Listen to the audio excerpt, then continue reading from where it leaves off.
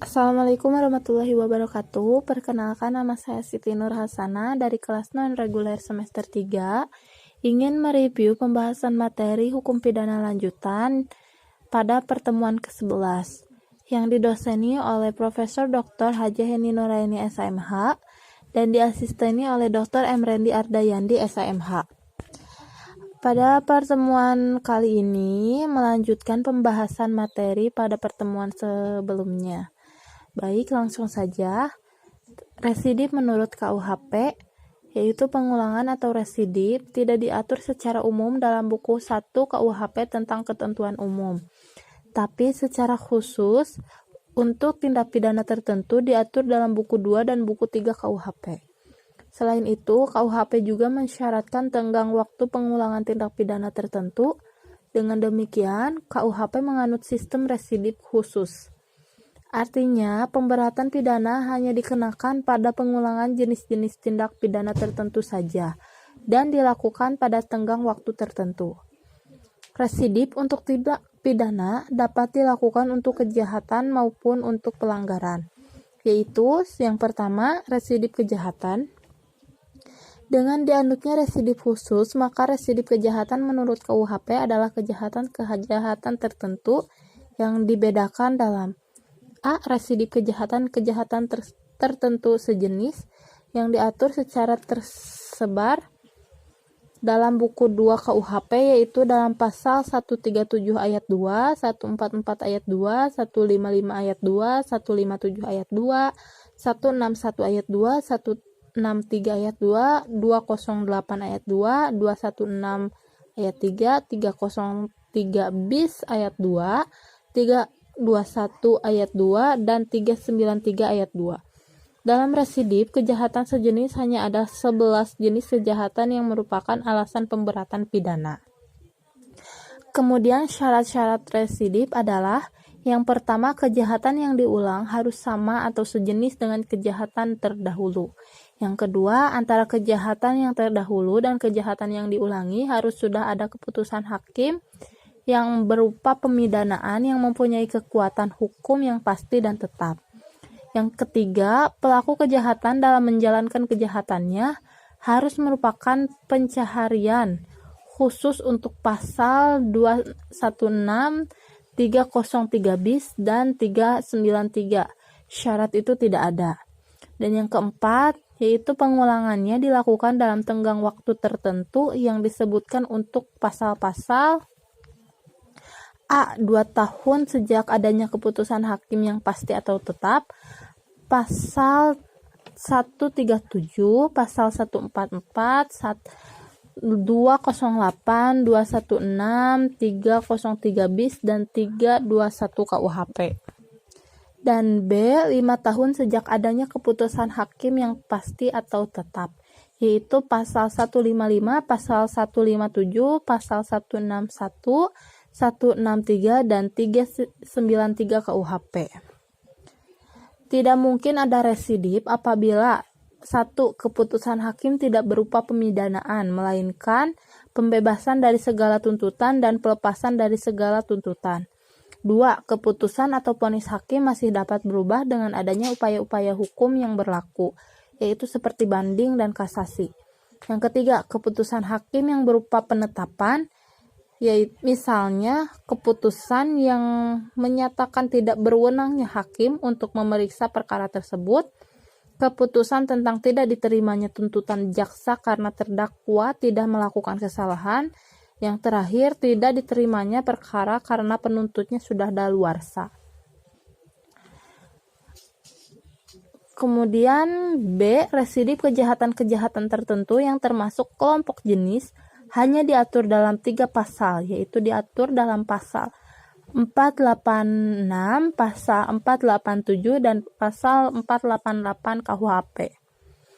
Adapun syarat-syaratnya adalah: yang pertama, kejahatan yang diulangi harus termasuk dalam satu kelompok jenis dengan kejahatan yang pertama atau terdahulu. Kelompok jenis kejahatan tersebut adalah: A. Kelompok jenis kejahatan pasal 486 KUHP mengenai kejahatan terhadap harta benda dan pemalsuan. Misalnya, pemalsuan mata uang pasal 244 sampai 248, pemalsuan surat pasal 263 sampai 264, pencurian pasal 262 sampai 265, penggelapan, penipuan, kejahatan jabatan pasal 415, 417 dan 425, dan penadahan pasal 480 sampai 481. B. Kelompok jenis kejahatan pasal 487 KUHP mengenai kejahatan terhadap orang. Misalnya, penyerangan atau makar terhadap kepala negara, pembunuhan, penganiayaan, dan lain-lain. C. Kelompok jenis kejahatan dalam pasal 488 KUHP mengenai kejahatan penghinaan dan berhubungan dengan penerbitan atau percetakan. Misalnya, penghinaan terhadap presiden dan wakilnya pasal 134 sampai 137, penghinaan terhadap kepala negara sahabat pasal 142 sampai 144, penghinaan terhadap penguasa atau badan umum pasal 207 sampai 208, penghinaan terhadap orang pasal 310 sampai 321, kejahatan penerbitan dan percetakan pasal 483 sampai 484. Berdasarkan contoh-contoh tersebut, maka kejahatan-kejahatan yang diatur dalam pasal 486, 487 dan 488 KUHP itu hanya kejahatan-kejahatan tertentu saja. 2. Antara kejahatan yang kemudian yang diulangi dengan kejahatan yang terdahulu atau sebelumnya, harus ada putusan hakim yang berupa pemidanaan tetap dan putusan hakim itu tidak berupa penetapan atau basking.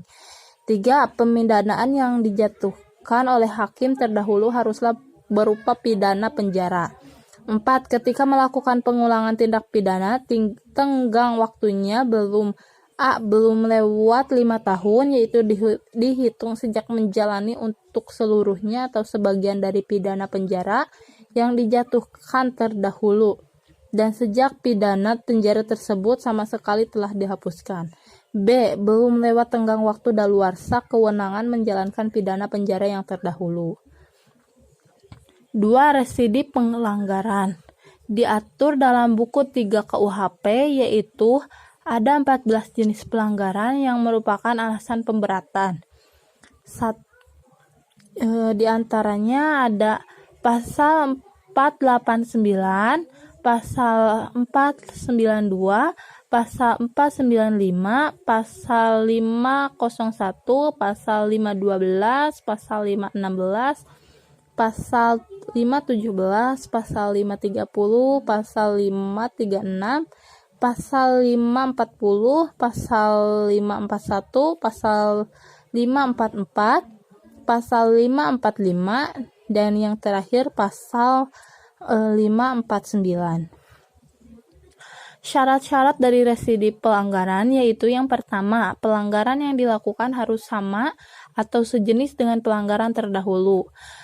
Yang kedua, harus ada putusan hakim yang berupa pemidanaan yang telah mempunyai kekuatan hukum tetap untuk pelanggaran yang terdahulu. Yang ketiga, tenggang waktu pengulangannya belum lewat 1 atau 2 tahun sejak adanya putusan pemidanaan yang telah mempunyai kekuatan hukum yang tetap, yaitu belum lewat 1 tahun untuk pelanggaran-pelanggaran untuk pasal 489, 492, 495, 536, 540, 541, 544, 545, dan 549 KUHP.